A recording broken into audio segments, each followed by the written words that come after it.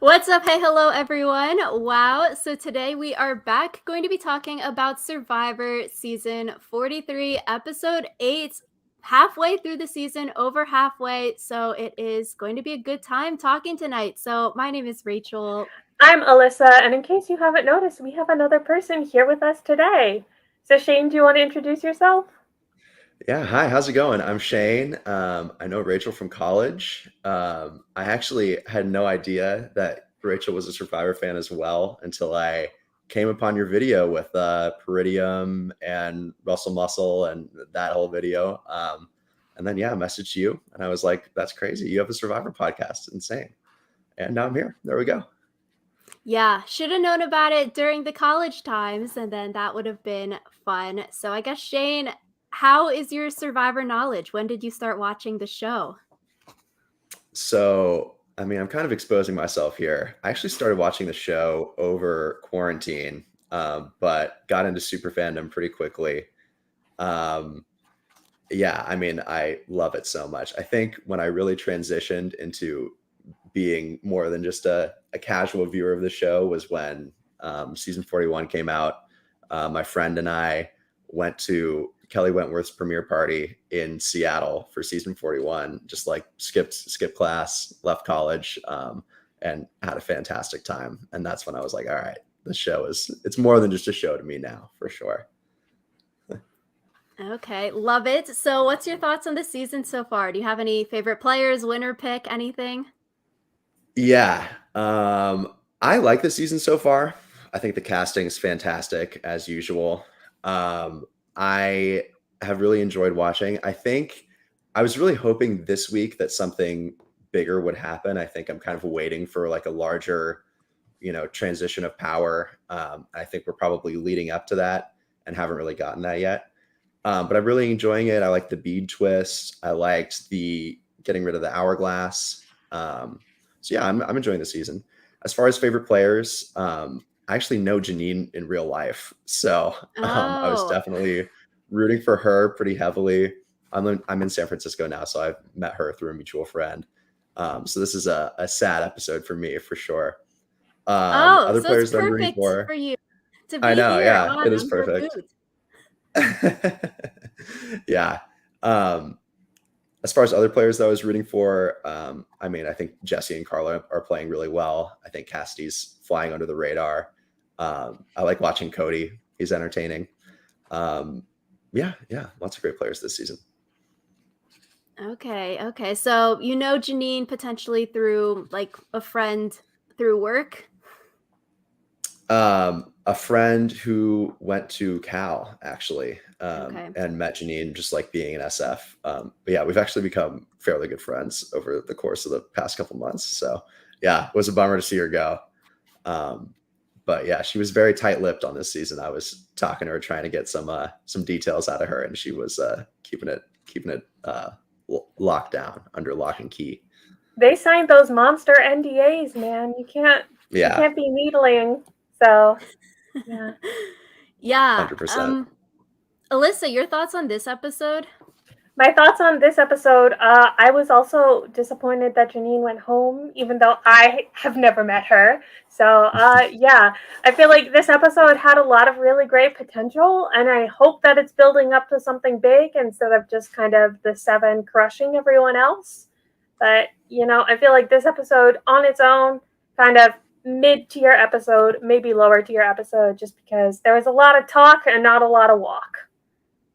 Yeah, I agree. The first 10 minutes of the episode were so good. I was like, oh my gosh, this is going to be a great episode. They tricked us with the editing last week. And then, okay, immunity challenge. And then it became a predictable episode after that. And I was like, oh, that's sort of a bummer. Yeah, I feel like the thing that confused me the most about this episode was the fact that like we start with Jesse being like, "Ha ha ha! I got Janine's idol from Dwight before Dwight went out," and like I would like more explanation, please and thank you. That was crazy. That was insane. I feel like normally with that sort of thing, I feel like Jesse is setting up to be a big power player later in the season.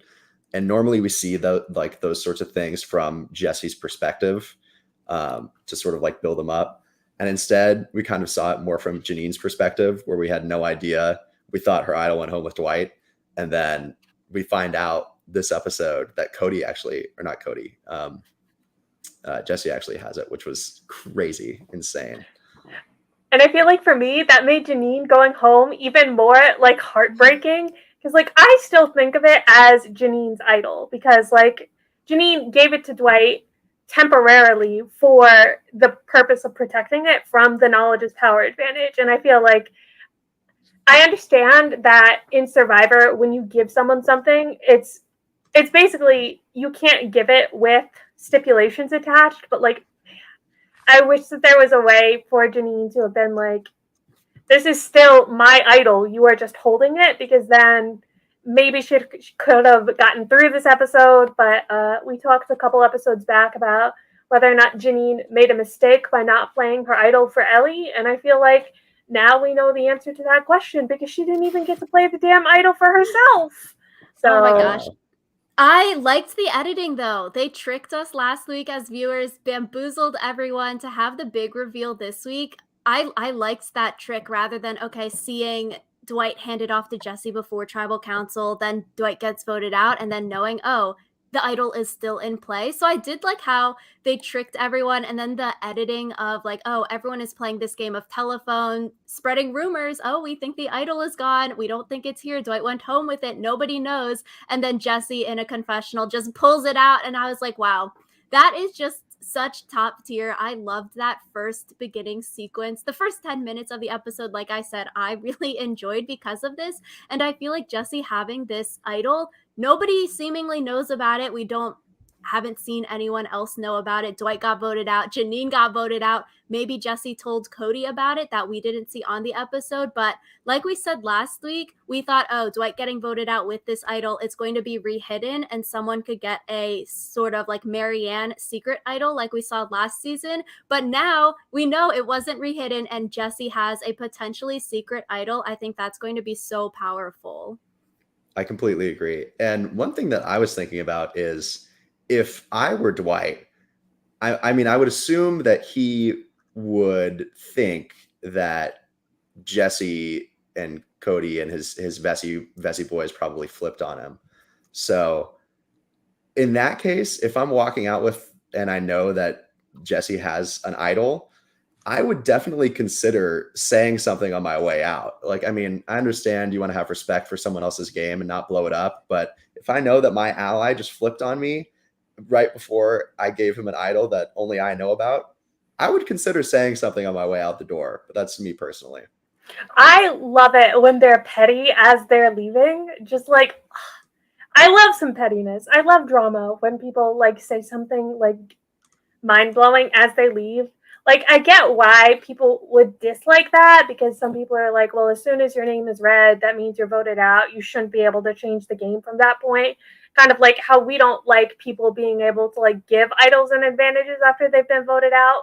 But I live for drama. So it would have been so spicy, and especially in Dwight's exit interviews, he was saying he went to Stanford, and we know Carla and Jesse went to Berkeley, so they have that little like Stanford-Berkeley potential rivalry. If he threw Jesse under the bus and was like, Jesse has Janine's idol, everyone, that would have been so fun to watch too. I think it especially would have been fun to watch to like continue the shenanigans with like people trying to hide things from James's knowledge is power. So, and we did say last week, with the knowledge is power advantage, people might start to use like knowledge is power to try to steal other people's idols. Sort of like now this is a legacy advantage, sort of. Jesse stole it from Dwight, who got it from Jeanine. So it'll be interesting to see in future Survivor seasons, are people going to be more cutthroat like this and try to take advantages from other people and vote them out to get their advantage? Sort of like Shan voting JD out to get his advantage. I want to see if this will happen more. Yeah, I was surprised to see James not targeted in this episode. I think it makes sense, you know, with Jeanine at the bottom and her not having an idol anymore, but he was a potential target last episode with the knowledge is power, and it seems like now people are just sort of okay with him having it. but knowledge of advantages in the new era is so widespread. So I guess these people are more thinking that James is well insulated. They don't want to rock the boat. But I was potentially thinking that Carla might try to do to James what she did to Gio and take out someone with the knowledge is power, but who knows? I will say, I feel like James definitely kind of seemed like a Godfather-esque character in this episode. Like, reading people's Edgic summaries, a lot of people said that, like, he had a negative tone edgically because, like, his whole thing where he, like, goes on this rant about how he doesn't like Owen and then trying to tell Owen that he's safe to get Owen to step up for the rice, like, gives me the heebies.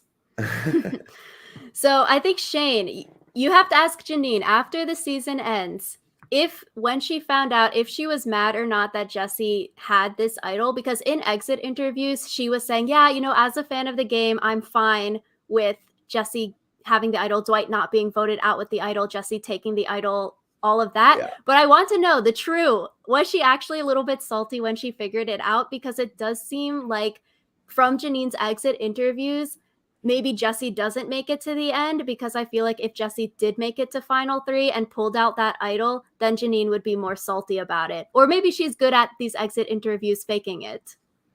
Yeah, I'll definitely ask her. I mean, me personally, I definitely would have been bummed about that. Like, you find an idol on Survivor, it's your idol. Like, I would just feel like so much ownership and be so proud of that. And then to realize that somebody else like not really hoodwinked you, but it was like kind of taken against your will, and when it could have saved you, I would be pissed. But I'll ask her, I'll check in and see what she was thinking. But yeah, I did hear her on some exit interviews, and I think she was maybe going for a more political answer to not rock the boat. Gotta get invited back, man. Yeah, Jeanine being too nice here. So we did have a question last week. Okay, was voting Dwight out purposeful or not? Were they actually trying to flush Jeanine's idol? And it seems like it was actually just a happy coincidence. They voted Dwight out, and seemingly he did have an idol with him. And so I also want to give kudos to Dwight, because in his exit interviews last week, his wording was just so perfect to basically trick all of the viewers of these exit interviews, not saying the full truth of, yeah, I was voted out with Jeanine's idol, but he twisted the words to make it that he wasn't lying. So saying things like, yeah, Jeanine doesn't have her idol anymore. And I was like, good for Dwight for playing those interviews. Like, that is some good wordsmithing. Yeah, that's well done for sure. So it's interesting, though. The island marriage maybe was potentially strong again, with Dwight willing to trust Jesse enough to give Jesse the idol to hold on to. And for Dwight not even to tell Jeanine, yeah, hey, I'm going to pass it off to someone else. I think there's so much to unpack there. I wish we would have saw more of that on the episode. I agree. I think they could have built up the Pineapple Zone again, gone through that whole relationship with Dwight and Jesse a little bit more. But yeah, kind of a bummer that we couldn't see that unfold. I saw people comparing it to in Erica's season when Erica like dropped in the middle of a confessional. Like, everyone knows that Heather and I are best friends, and everyone watching was like, "You're best friends with who?" So I feel like it's that kind of thing where like really important relationships might not get a lot of screen time until the exact moment that they're important. So yeah. Yeah, so going into the episode, we hear some from Owen. He is talking about his backstory. He's talking about how he was adopted into a white family when he was a baby, growing up in a white family while being Korean. And so I really enjoyed hearing his story, how he's talking about wanting to fit in while growing up. And then he relates it, like being left out of the vote, to his childhood. Oh, why does nobody want to play with me on the playground? And so I was like, okay, Owen, this means two things. Classic Survivor editing. You're going to be voted out this episode, or you're going to win the immunity challenge this episode. Either two options here. Absolutely. Yeah. I mean, if we're talking about Edgic and James being the villain, then Owen was the hero of this episode for sure. That was like such a gushing scene that we saw. I mean, I really enjoyed hearing his story too. You don't have to edit it very hard to, put him in a very good light. But yeah, he was definitely the hero of at least the first half of the episode. I felt kind of like last episode when Gabler like randomly had his superhero moment when he like won the immunity challenge. I definitely kind of got those vibes from Owen, but I think last episode, even when he was winning the immunity challenge, Gabler kind of seemed like a dodo when he was like, "This is for the state of Alaska," like that kind of thing. So I feel like Owen definitely got more like straight shot, he's a hero thing, especially like going against Cody at the final moment. So He's the alligabler now. He's different. He's undergone a transformation. Hey, you know what? Guaranteed winner pick. I'm locking it in. Gabler winning this season. oh my lord. I Oh thought my you were going to lord. say Owen winner edit. I could see, I don't know. I'm just getting such Adam Klein flashbacks from Owen. So I'm like, okay, Owen winner edit. Is he going to start to come out later in these episodes, get more screen time? I'm like, this is deja vu here. Yeah, I I feel like agree. the We person also whose saw. winner edit Oh yeah, go ahead. I was gonna say the person whose winner edit or prospective winner edit was kind of shot by this episode, I feel like was Sammy, because when we talk about like talking the talk but not walking the walk, I feel like that was Sammy's MO this episode. Yeah, I kind of got like Alec in David versus Goliath vibes from Sammy, where he's like, "Oh, should I go against the majority? Like, is now my time to make my move?" And then Alec never did, and it ended up hurting his game. So, hopefully, we see the other side from Sammy. Also, I think the James versus Owen, like, kind of sort of clash rivalry that was building this episode was great. And yeah, I wrote down Owen winner edit question mark during this particular scene. So we'll see. Jane, we're on the same wavelength. I wrote that legit thing in my notes too, with the question mark at the end. I love So it. it'll be interesting to see Owen's trajectory going forward because I feel like we didn't really see much of him pre-merge, and like here, sort of like Erica getting a ton of screen time at the Hourglass episode, which we were questioning, okay, is this because she's going to win and this is her like coming out episode, or is she going to go home soon and so she just got a bump in screen time, plus she was the person doing the Hourglass for the first time. So it'll be interesting here, but I definitely see like Owen getting a lot of positive edit here. It could also be that Owen is like kind of a fallen angel type thing. He gets taken out by the villain that is James. So we'll have to see. Alas. So we go to the immunity challenge, and Jeff, he's trying to trick us again. Like, he says, okay, 5 people have to sit out for this bag of rice. It has always been 5 people. And I was like, what? Since when, Jeff?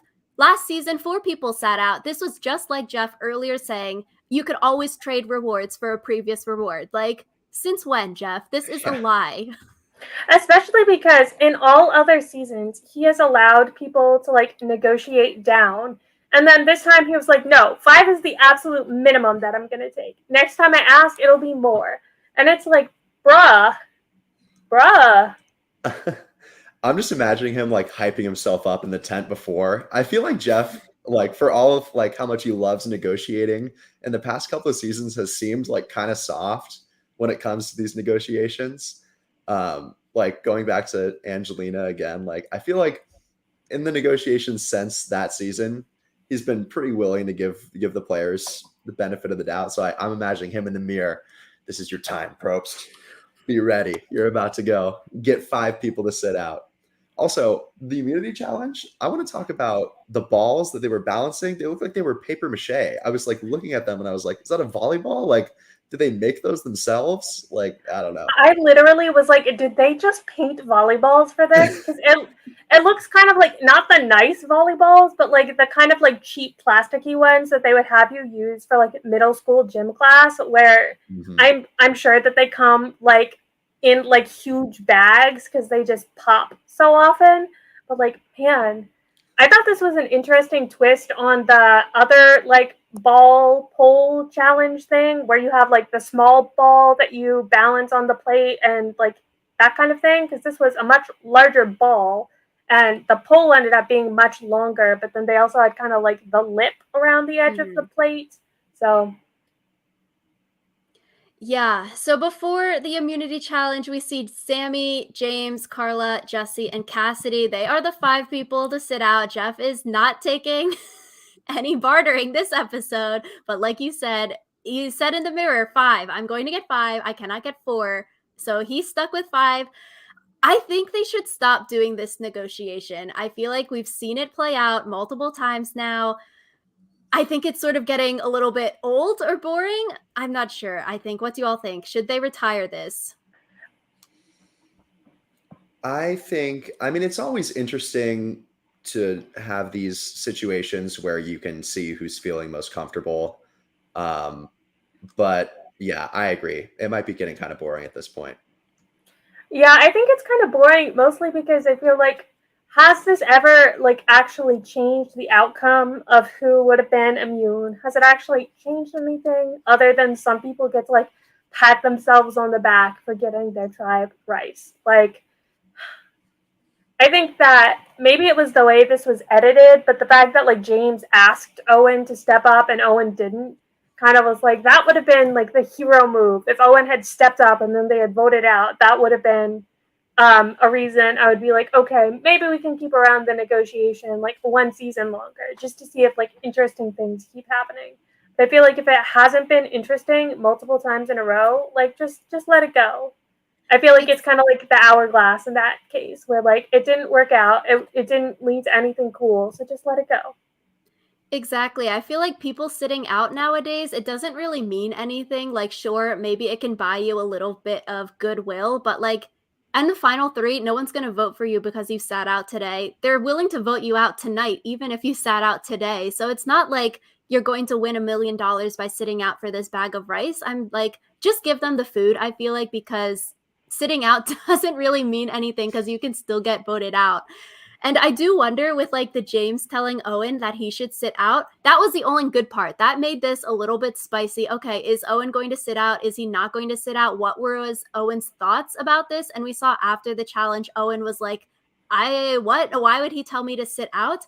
I wonder, like, was James trying to get Owen to sit out so that Owen would not be able to participate, so Owen couldn't win this challenge and they could vote Owen out? Or was the target already not on Owen anymore and it was just the editing saying that the target was on Owen, and James maybe wanted to create a bond with Owen by telling, hey, Owen, you're safe, we have a thing, you're fine. So that's a little bit like weird with the edit here. Was Owen safe, or was James trying to pull a fast one on Owen? I would definitely lean towards he was trying to pull a fast one. I mean, yeah, it's always a question of how much can the edit shift what these players are actually thinking. But I mean, we saw in a couple of different scenes, James was sort of kind of bad mouthing Owen. I think he said in one scene that like Owen like didn't have any backbone and like would never lead something himself and just be a follower, and he wants people like that out of the game. Like, I don't know. If you're talking smack like that about people, I tend to believe that he probably wanted Owen gone. It was also like kind of random too, where it's kind of like, where did this come from? I feel like it's not like Owen and James have always had beef and James is just continuing that beef. It felt like James just like woke up one day and was like, I'm gonna choose violence. So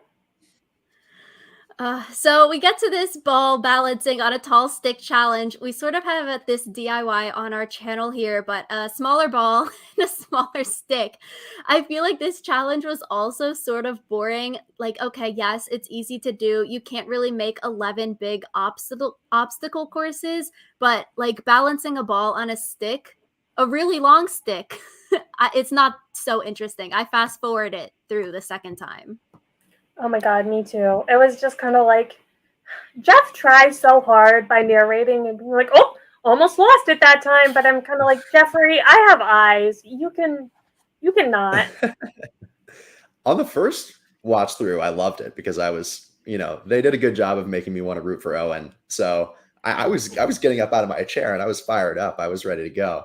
But yeah, I was kind of hoping. I really liked what they did last week, where they had like a multi-phase like obstacle course, and some people would drop out, and then they had an endurance challenge at the end. I thought that that was a great way to break up these sort of like who can hold on to something for the longest challenges that they love doing, and make it a little bit more interesting. So I was kind of hoping that they would do something like that again or work those in more this season. But yeah, it was on the second watch through, it was a little boring. I agree. Yeah, especially it gets down to the men. It is Cody, Owen, Ryan, and Gabler as the final 4 people in this challenge. And then it gets down to Cody versus Owen. I do wonder here, are they starting to see Cody and Owen as challenge threats? Both of them were in the final stage last week of the challenge. They're both here in the final stage, although maybe an asterisk around that because last time was a team challenge. A strong person could have gotten out early in that challenge because of their partner. And here, half the cast didn't participate in this challenge. But I feel like being in the final stage 2 times in a row, even though the entire cast wasn't participating, people might be like, oh, red flags here. Cody and Owen might be strong competitors. I think that's interesting though, because sometimes people have an idea of who's going to be a strong competitor, and that idea doesn't really change even when like data says otherwise. So I feel like a lot of times when people talk about like, oh, Survivor Challenge Beast, they're not even the people who have won the most challenges. So Yeah, I completely agree. Definitely based on perception for sure. There was a moment in this challenge where I really thought Gabler was going to win it again, which would have been hilarious. A Gabler immunity run would have been unbelievable. But yeah, I agree. I think a lot of the times the player's perception of who is a challenge beast doesn't match the data at all. I'm completely with you, Alyssa. We talked about that last week. Production is feeding Gabler something behind the scenes from him to be trying to get medevac to now being a beast at challenges. Like, what is this change? So I feel like a hot topic with this challenge was Ryan resting the pole on his head and Cody resting the pole on his hip. Should this be allowed or not allowed? no. I feel like it's kind of like you know how that one challenge they had where you have to put your arm above your head and your arm is attached to a bucket of water. When you put your arm down, it'll like drop the water on you. They used to have it where people would like brace their arms above their head like this, and then they made it so you weren't allowed to like use your other arm. And so I feel like it's kind of like if you're not even going to allow people to do that in an endurance challenge, like don't let people rest their poles anywhere else in this endurance challenge. Just like make it so it doesn't last as long by making it more difficult. The end. Sure, that's fair. I mean, I think the issue with the arm above the head one was that one was lasting like 8 hours before they made the changes because now you have to stand on a little block as well, and you can't brace your arm with your other arm. But yeah, this one, I think they said it was over in around 30 minutes. So I think that's a time investment that Jeff is willing to make, I'm assuming. So where he doesn't feel the need to place more restrictions on the challenge to speed it up. Yeah, I feel like I'm fine with the hip and head strategy. Ryan didn't win with the head strategy, so maybe wasn't that good to begin with. I feel like the hip strategy would be better because, like, you're bracing the bottom of the pole on, like, your hip bone. That would probably be very helpful. As long, like, they would have to specify it in the rules of this challenge. Like, hey, you can't rest it on anything. It has to be, whatever amount in front of you. Similar, like they're like your hands have to be underneath the white lines. If it's a rule in the challenge, then yeah, obviously like you can't rest it anywhere. But if it wasn't a rule, maybe they'll change that for the future if they didn't like people resting the pole elsewhere. I enjoy when a challenge like comes back and they have specifically made a rule so that they can't do what survivors have done in the past. Like that one lily pad challenge that they had where they totally changed the rules because they didn't like that like James hacked it by just carrying someone across. So yeah, I always enjoy that. They're like, we want you to be creative in doing these challenges, but not that creative. So basically, for Peridium's challenge hack videos, I was Survivor literally was watching thinking that, and they're going to change all of those challenges. I was like, Survivor watches Peridium's videos, they take notes, and then if they ever do those challenges again, they're like, nope, nope, nope, can't do it. They unhacked the hack. These players are just feeding Peridium content. So Owen wins this challenge. Good for him after last week when he was saying he's always dreamt of winning a challenge. So next time Cody has to win so he can avenge that high school wrestling loss. It'll be full circle. Like, we got to see that happen after Cody talking about high school. So Owen wins, and we get back to camp a little bit, mixing of pre-immunity challenge, post-immunity challenge, but we see that there is a sort of division here. It seems like 4 people are on the bottom with Owen, Jeanine, Noelle, and Gabler, and there is a 7-person majority. The people that voted Dwight out last week. All of Coco is in this group. Carla, James, Ryan, and Cassidy. It is Tuvesi, Jesse, and Cody. And then Sammy is the person just in that 7 as well. We see Sammy, he's not really liking the 7. He's like, why would I go here? I'm on the bottom. And then he throws out Ryan's name this episode. But at the end of the day, the Ryan plan didn't go through. Shane, do you think this is good or bad for Sammy that he threw out a name, but his plan didn't go through? I was surprised that he went to Carla with it, first of all. And I mean, I think Carla agreed with him very quickly and was down kind of. I don't know if that was to throw Sammy off and be like, all right, like I'm definitely not voting out Ryan, or if Carla was actually maybe entertaining the idea. I think it shows that Sammy doesn't have the social currency that maybe he thought. It seemed like he was sort of bigging himself up as somebody that's going to take control of the game, and then he wasn't able to do so. I certainly think Ryan is going to be a target probably in the near future because he seemed to be playing the game in a bit of an antiquated fashion strategically, just coming in with a plan, getting like talking to everyone about one name and then leaving for 3 hours to go fish. I was kind of laughing at that. But yeah, circling back to Sammy, I think it definitely doesn't bode well for Sammy that he wasn't able to sway people to flip on Ryan. Alyssa, you think similar, different? I mean, like I said earlier this episode, I feel like this episode, Sammy was all talk, no walk. Like, basically, he doesn't have the social capital that he thinks he does. I think he's kind of in a precarious position right now because he's realized that he's probably on the bottom of the 7. And it's one of those things where he's probably on the bottom of the 7 because he's the only lone wolf in the 7. And then also, like, he wasn't able to bring everyone in that he needed to flip the votes. So it's like Sammy's in a very precarious position. And I feel like also from like an editing standpoint, we don't know anything about who Sammy is as a person, which isn't very good for his winner chances because generally we like to know something about the winner other than that they're really young and also a pet cremator. You didn't like that confessional where he said he throws the little Shih Tzu dogs into the furnace? I love that confessional. That confessional was like, it was really funny, but it was like the only like personal content from Sammy that we've gotten. And it's kind of like, if it hadn't been such an amusing anecdote, I'm sure everyone would have forgotten it by now.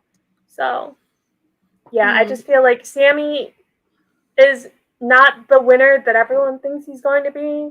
And yeah, but especially this episode, he kind of shot himself in the foot. I think this is an interesting episode for Sammy. We see him like as the person leading the charge for this flip, but then he backs down for the charge, which I think is a good thing. You know, if he's throwing out this name, trying to get Ryan voted out, but people actually realize, hey, I don't think voting out Ryan is the best thing. I think it was good for him that he didn't try to keep pushing, hey, Ryan as the name, because it could have easily flipped. We've seen that happen before. And then maybe people are like, Sammy's being annoying, let's just vote him out. So I do think it's good that he realized, okay, people are not on board for this. I'm going to stop pushing my agenda here. Which could be dangerous, though, if, you know, this keeps happening and he isn't willing to step up for what he believes in and who he wants to get voted out. That's better for his game.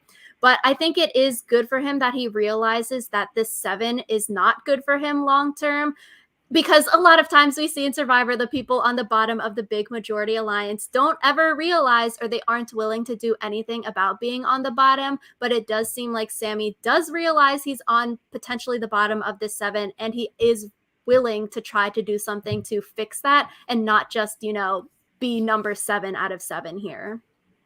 Yeah. From Sami's perspective, I'm nervous that maybe this was his best chance and maybe his last chance that he'll get to rally the people on the bottom against the 7. I mean, now that we're moving into final 10, I'm just not sure if his odds are ever going to be as good as they were here on this vote to get a flip and change the game like he wants to. He had a lot of interesting confessionals, talking a big talk like you were saying, Alyssa. He mentioned multiple times, like, I'm going to set myself up to win this game. I want to win this game at 19 years old. So it'll be interesting if that could potentially be foreshadowing, or if that leads to maybe Sami getting voted out next week after being confident this episode. Could also lead to him being in the final 3, but a total lame duck in the final 3, like unable to convince people that, he did enough. Because I could see Sami not getting credit next week if it does end up being like a vote steal kind of situation, because I think that was teased in the commercial for next week. He might not get any credit for flipping at all. Yeah, so for this week, voting Jeanine out or voting Ryan out, is this a good or bad move? And for who is it a good or bad move? So I guess we'll start with the people in the majority 7. Do we think keeping Ryan is a good move or a bad move here?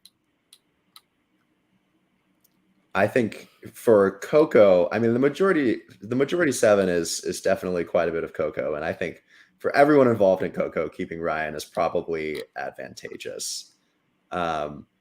Just, based on their tribal alliances and, the trust that there seems to be there, and kind of the lack of a strategic threat that Ryan poses. If I were one of the power players on Coco, I would want to keep him around.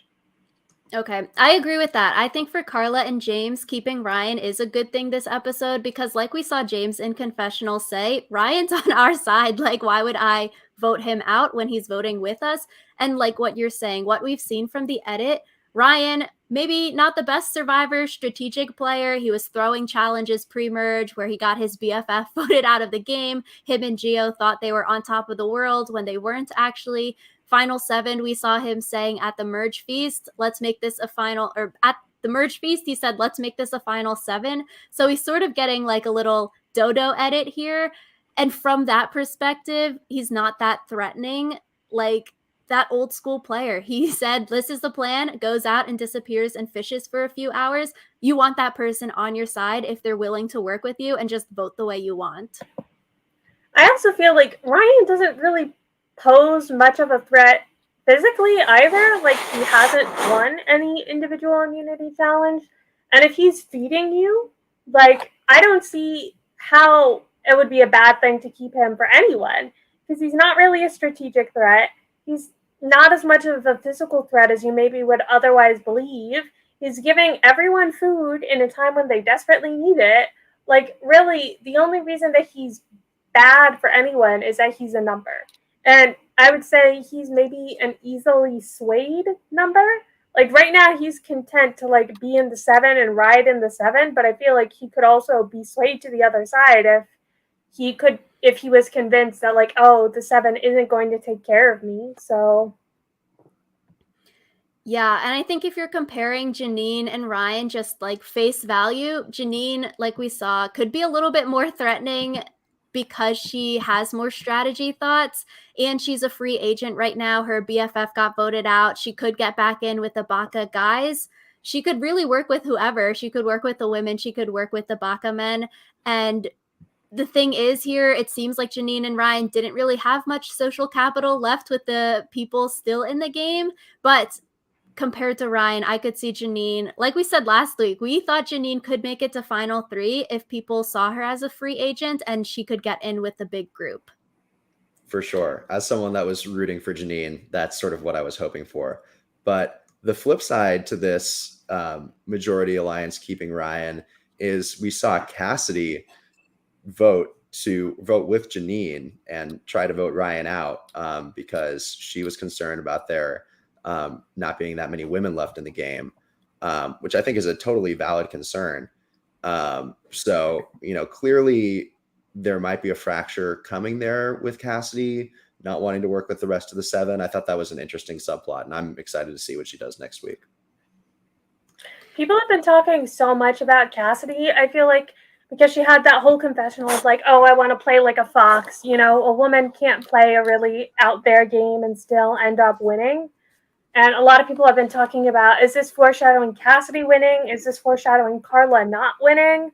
So I hope that we get to see more of the Cassidy storyline because it felt like that was on a really strong takeoff and then it kind of didn't. So I think it could low-key foreshadow Cassidy being the last woman standing, sort of how Erica in Confessionals was saying, I want to be the first woman winner in, a bunch of years. Here, Cassidy is like, no, I don't want to vote another woman out. That maybe Cassidy is the last woman standing at the end.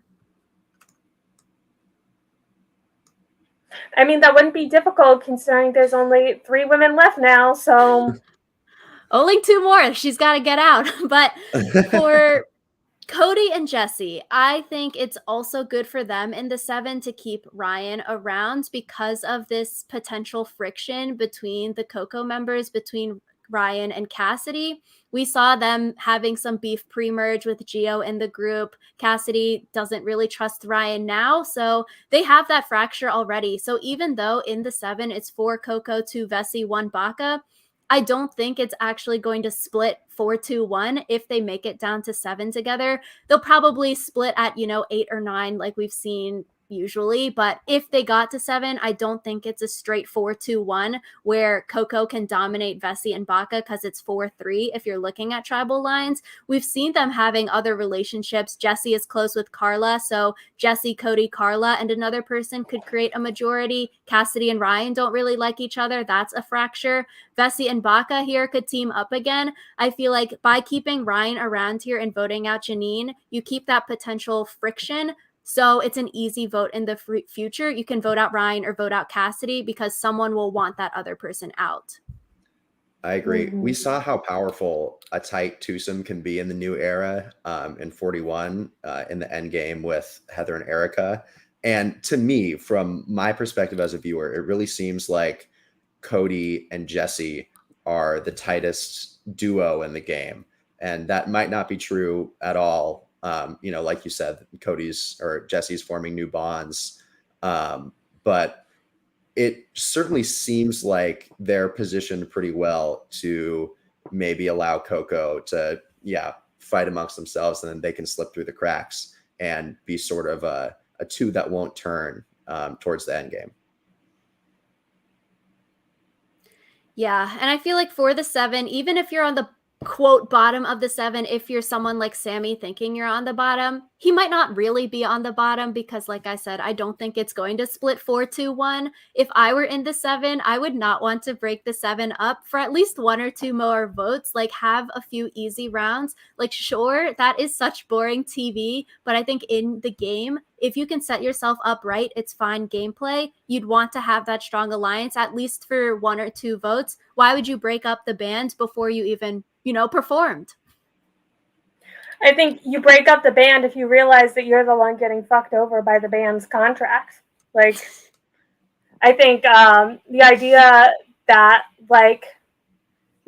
I think the person who is number 7 out of 7, a lot of times we slam them for being like, oh, I can't believe that this person doesn't realize that they're at the bottom of the alliance. So, it's in their best interest to break it up before it becomes so entrenched that they can't break it up.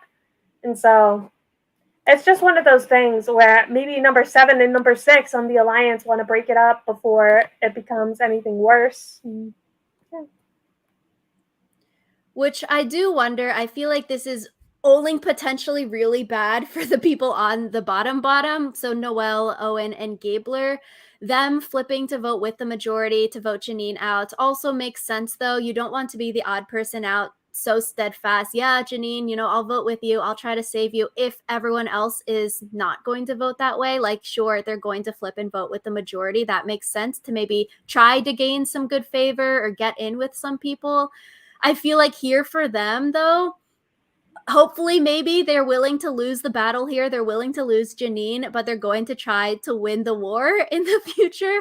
Hope maybe they could have garnered some goodwill to try to flip some things next week. And I do wonder, because we've seen this final 10 5 versus 5 split vote in the past 2 seasons, if the players in 43 now, they're like, okay, final 10 is probably going to be 5v5. Let's have an easy vote this week, because next week is going to be chaos. Let's not rock the boat before we get to that that split, which I'm like, that's sort of annoying or bumming me out, because it's like, you're going to do this thing because you're thinking this twist is going to happen.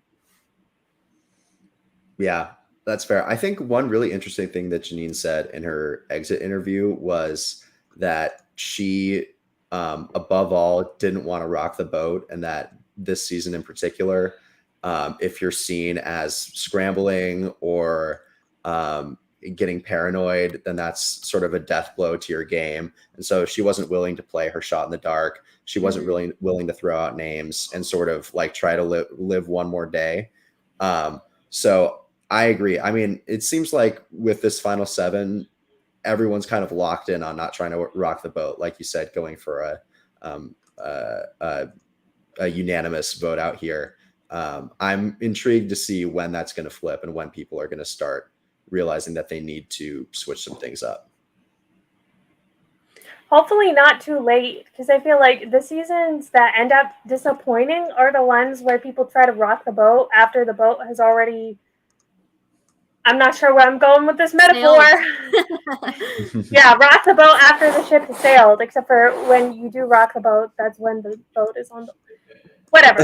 I think that like Ghost Island, I feel like, is a perfect example of this, where like we in our podcast, we're just like, Laurel, you need to turn on Dom and Wendell. Laurel, you need to turn on Dom and Wendell. And it never happened, and it was kind of like a really boring post-merge, because the one move that would make things interesting never materialized. So I'm kind of worried that that's going to happen this time as well, where like the people who need to flip aren't going to realize that they need to flip until it's too late. Speaking of flipping, do you all think Noelle should have used her steal a vote at this episode rather than in the preview? She's saying, I'm going to use it at this 5v5 split. Exactly. That's completely what I was thinking when I said this might have been Sammy's last chance. If they were able to rally that 5, including Sammy, and use Noelle's steal a vote, I mean, that seems like a good plan. But now that Jeanine's gone, I'm just worried that they don't have those numbers to make that happen anymore. Yeah. Go ahead, Alyssa. No, you go for it, Rachel. Yeah, I think if he and they could have all gotten everyone on board, so like Owen, Jeanine, Noelle, Gabler, Sammy, plus the steal a vote, you would have the majority. It would have been a perfect time to use it, but it seems like people may have been a little bit too flaky and not willing to, like we were just saying, make a stand, rock the boat here. So they weren't willing to like draw that line in the sand. And maybe that's a little bit of Sammy's fault at this episode, where it does seem like Sammy was trying to play the middle. Even though he threw out Ryan's name, he picked the person in the 7 who's like maybe the least well-connected, the least liked out of the 7. He didn't say, let's vote out Carla or let's vote out Jesse, 2 of the power players in the 7. He picked someone maybe also close to the bottom of the 7. So it seems like even though he had this plan to try to make a flip, he didn't really also want to show his cards, but it does feel like he was trying to play the middle, where if he could get a unanimous vote on Ryan, that would have been perfect for him, because then he wouldn't have to say, yeah, I'm going with the Owen, Jeanine, Gabler group. I'm flipping on the 7, but he wouldn't have to pick a side if he got the unanimous Ryan vote out. So I feel like maybe that's where Sammy went wrong. If he was more steadfast, yeah, I'm flipping, then maybe they could have got the steal a vote to work, but seems like people are too flaky this episode to get it to work. I wonder if part of that is because their other option was Ryan. And it's like, no one wants to bite the hand that feeds them, kind of like literally in the sense that Ryan was the one feeding them. So I wonder if maybe there could have been a way to be kind of slicker with the politics and kind of been like, who is everyone excited to vote out? Because like people were kind of meh on voting out Ryan, and I feel like that's why they all kind of flaked at the last minute, because Ryan wasn't someone they felt super passionate about voting out. They felt super passionate about like voting out one of the seven, but I feel like they could have maybe gone with someone else other than Ryan to get that move to go through this time. So we go to tribal council.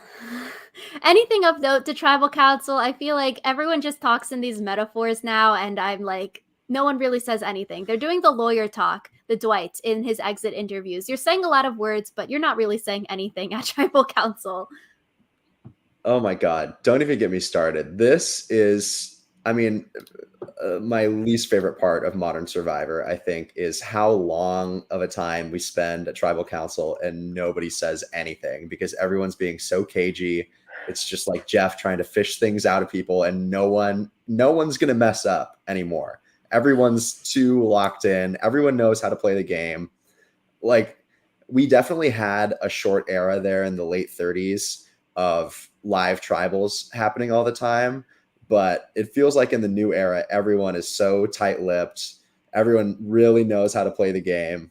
They've been listening to podcasts like this one, and they're not going to give Jeff anything. Nobody's going to mess up. So we're just spending like 8 minutes listening to nonsense. Oh my God, preach! Because I feel the exact same. Because I feel like everyone like is intentionally ambivalent because they ambiguous because they don't want to give up who they're voting for in case that person doesn't know, especially with shot in the dark being what it is. You can't let someone know that they're going to get voted out, otherwise there's a 1 in 6 chance that your plan totally explodes. And I just don't understand why they don't cut tribals to be shorter, because they're not saying anything of consequence. Like, why? We could be getting camp life instead. We could be like learning more about these people's relationships, but no, we've just got to listen to them not say anything. A lot of words, not a lot of substance here, and then just random new metaphors. Surfing last week, this week is getting on the bus and not being kicked off the bus. All these things that I feel like we've talked so much about. Every single metaphor, it just keeps on being repeated over and over again, just in a new way every single season. It's like they're trying to find who can be the most like eloquent metaphor speaker, and then you end up with people doing what I did with my boat metaphor earlier, where they have no idea where they're going, and you can tell. So yeah, it's just a waxing poetic competition. Who can come up with something that hasn't been said before about the exact same issue every time. Like, I like a good metaphor about the game as much as the next Survivor fan, but when it feels like Jeff is like begging every tribal for somebody to come up with like one new metaphor. Like when he asked like Cody, like you're surfing, like describe your 6th surf session like with this game. It's like, come on, dude. Like Cody is not going to be able to spin this yarn in the way you want it. I don't know. I'm over it. So Jeff encouraging the metaphor, I was just like, no, Jeffrey, go home. He practiced that one in the mirror. He's like, what's a good one tonight? Cody likes surfing. Oh, surf bro from Hawaii. Okay, let's tee that up for him. So you can yada yada through tribal council. They go in votes. We have 9 votes for Jeanine, 2 votes for Ryan, where Cassidy and Jeanine are the only 2 votes for Ryan. I think it will be interesting. Was Cassidy left out of the vote, or was she voting Ryan with Jeanine in solidarity? It does seem like because Cassidy was so adamant about not wanting to vote out another woman that she was probably in on the vote, but she just voted with Jeanine as, women sticking together. Yeah, I agree. I have seen nothing to indicate that Cassidy would be on the outside of the 7. It seems like she's pretty well insulated with those power players from Coco. So I would think that it's sort of her taking a stand. Yeah, I do wonder how that's going to end up for Cassidy, because I think maybe it'll be obvious who was the other Ryan vote, and maybe Ryan will be a little bit angry about it. So I feel like we get a lot of people being upset when their name comes up, which is, it is what it is. I feel like there's definitely this disconnect where people sometimes are like, oh, it's just a game, I can't be upset about the game. And sometimes people take things like really personally. So I'll be interested to see like if that kind of makes the Cassidy and Ryan situation worse, because they already didn't really like each other. Is Cassidy going to be even more on the outs than it was before, than she was before? Or is it kind of like Cassidy was already on the outside of the seven, and then, where can she make her situation any worse because she is already on the outside? She's trying to be the fox and not play a super out there game. So I'm also kind of wondering where this fits in with her strategy of kind of flying under the radar, being the one person who kind of votes against the majority, who then is around to have to tell the tale. Because Jeanine also obviously voted for Ryan, but Jeanine got voted out. So Jeanine doesn't have to answer for why she voted for Ryan, but Cassidy still might have to. So I don't know. Yeah, I feel like it'll be easy to suss out who were the two Ryan votes, and like it'll be harder for Cassidy to lie about it and maybe try to say, oh, Owen or Gabler voted with Jeanine to get Ryan voted out of the game. I do also wonder for Cassidy here, she's probably doing it as jury management. Like, okay, I'm trying to get Jeanine's jury vote here. Wink, wink, nudge, nudge. Let me vote with her, even though I know Jeanine is going home in this point in time. I feel like it's awful presumptuous for Cassidy to be trying to get Janine's jury vote when Cassidy doesn't even have a clear plan to the end yet, but She's thinking ahead as the potential final woman standing this season. She's like, I want Janine's jury vote. Let me vote with her in solidarity here. she's playing 5D chess, man. I wonder if anyone's going to pick up on that and maybe think that Cassidy was playing for the jury vote. I don't know. It seemed like this Cassidy Jeanine bond sort of materialized like with 2 minutes left before Tribal. We suddenly learned that they are good friends. Again, just something that I wish we would have seen a little bit more of. Sorry, I had to step out quickly. I almost had a Fabio in the pool moment. Had to pee, but I'm back and ready to go. There's no bathroom break, Shane. Yeah, I know. I'm on the job. I'm on the clock. So I feel like a hot topic with Jeanine being voted out here. Is Jeanine unlucky, or was she just not like a very good Survivor player at the merge, not being able to get her social game in check to get the votes here? I feel like unlucky. Just like the whole thing with Dwight, like I don't see a situation where you can say, I gave my idol to someone to avoid it being stolen from me, and they got voted out with it, but then they weren't actually voted. Like, that whole saga, there's nothing in that except for bad luck.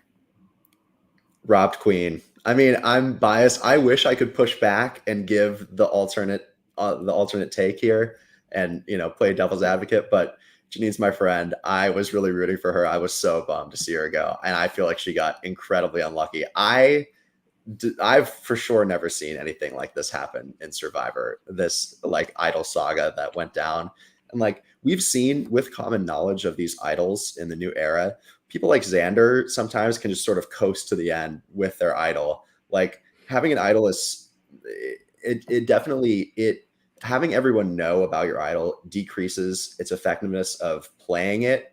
But when everyone knows where the idols are in the game, it seems like those players have an easier time advancing to the end game just because it's common knowledge. So I was really excited to see Jeanine go far, and I was really bummed that it seemed like she got pretty unlucky here with how things went down. You could have been friends with a millionaire, dude. I know, yeah. We got a biased representative here.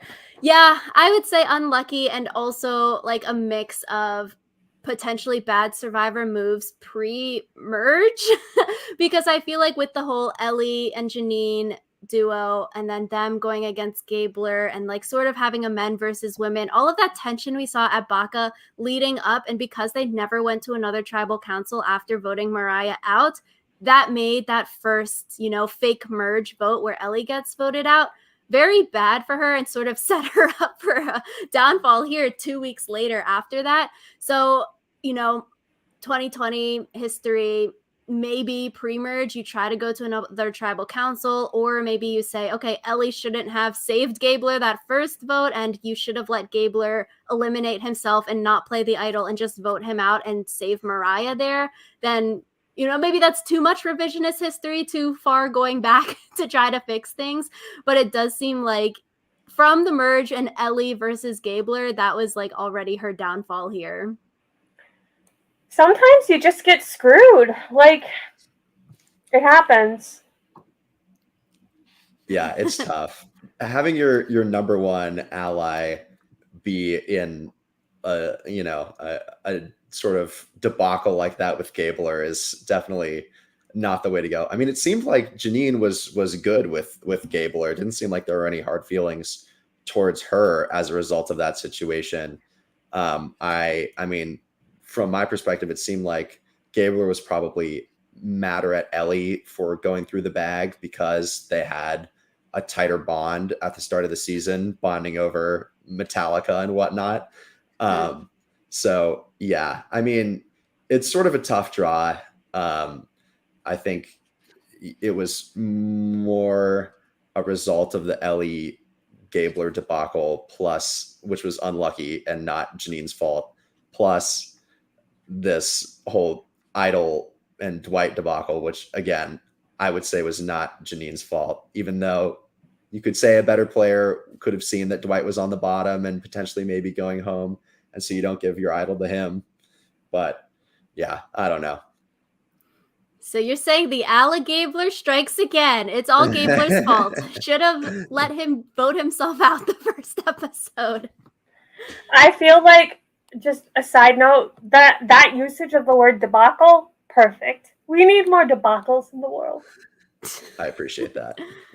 So next week we see it's going to be the 5 versus 5 split, seemingly like we've seen in 41 and 42. They're going to draw rocks. It's going to split 5v5, 2 separate tribal councils, 2 people going home next week. I feel like it's going to be a spicy episode. Hopefully no advantage get in next week, because 5 versus 5, 3 idols technically still left in play, 2 people winning immunity, 1 vote steal. You could have pretty much a Cerise situation if all of the advantage people end up on the same team and someone without an advantage wins the immunity necklace. So I don't know. I'm a little bit nervous about that. Mm-hmm. Yeah. I mean, I'm nervous about it too, but I would honestly rather have this situation than watch the 7 vote out another person on the bottom next week. What do you guys think? That's true. Although I feel like in the past seasons with this 5-5 split, it sort of just speeds up the elimination of the people on the bottom. So like, voting Evie out. And so it's like next week, it will be interesting if people vote Coco out or try to vote, the people in the 7 out who are actually holding power. Then it will be interesting. But if it's 7 versus 3, chances are Noelle, Gabler, and Owen are going to be split up, and there's not really much you can do because you only have the vote steal there, unless Noelle can maybe flip people to her side. Owen wins immunity, Gabler wins immunity. But I feel like if nothing changes and people aren't willing to make a flip, maybe Sammy wants a flip next week. If people want to flip against the 7 or against Coco at least because they have 4 people left, then 5 versus 5 could be good. But I feel like with these rock draws, we've seen it just speed up the pekonging. I hope that it doesn't just speed up the pekonging. I know it's not technically a pekonging because they didn't all come from the original tribe, but I don't know. It's not as interesting when the alliance in power stays in power the whole time. I completely agree. I think that's what separates the good seasons from the more middle dwelling seasons in my eyes. Yeah, that's true. I would say it's bad for TV, but it's probably good for the people in the 7 who are on the top. Like, if you were Carla or Cody or Jesse, you maybe want to keep the 7 together because you could probably, if you get down to 7 or even at 8, you could have the majority there and then maybe set yourself up well for the end. Or maybe you flip a little bit earlier, and if you're Carla, you're like, Jesse's becoming too big of a threat, vote him out. But I feel like voting someone, if you're Carla, voting Jesse out at like 9 might be a little bit too early because then you don't have that shield anymore. I guess it depends on how threatening they see themselves. Yeah, everyone here has got a big head. Everyone thinks they're great. I guess so. For sure, 100%.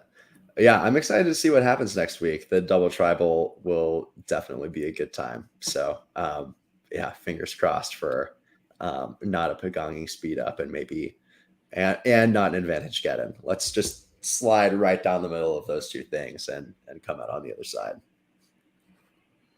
Yeah. Today is 11/11, so it's a good day for manifesting. I feel like Cassidy's probably manifesting a lot today, so we should also manifest this for next Wednesday. Yes. We can all like get a prayer circle going. Yeah. There we go. So, any final thoughts, Shane? I think I'm set. Thanks so much for having me on, y'all. Really appreciate it. It was so much fun. Yeah, I think I was able to get my fill of getting my Survivor opinions out there. So I appreciate it. This was therapeutic for me. Are you on Reddit usually commenting anonymously long paragraphs of posts? Absolutely. Yeah. I got a Monster Energy by my side. I'm like dripping sweat at like 1 a.m. and just cruising Survivor Reddit. And then, you know what? Maybe I go to Survivor Facebook for dessert. Oh gosh. Wow. You know you're doing a deep cut if you're going to Facebook for Survivor Talk. Survivor Facebook just makes me laugh. It's comedy to me. Oh, yeah. I'm excited for next week as well. Maybe it's Shane on his alt accounts. You know, if there's any mean comments, then we know it's you, Shane. Yeah, I'm also really excited for next week. So let us know in the comments down below what you thought of this episode. Let us know if you think Sammy's gonna win. Let us know if you think Cassidy's gonna win. Let us know if Allie Gabler is still your favorite Survivor character, and any other opinions that you have about this episode. And we will see you guys next week with another podcast. Bye.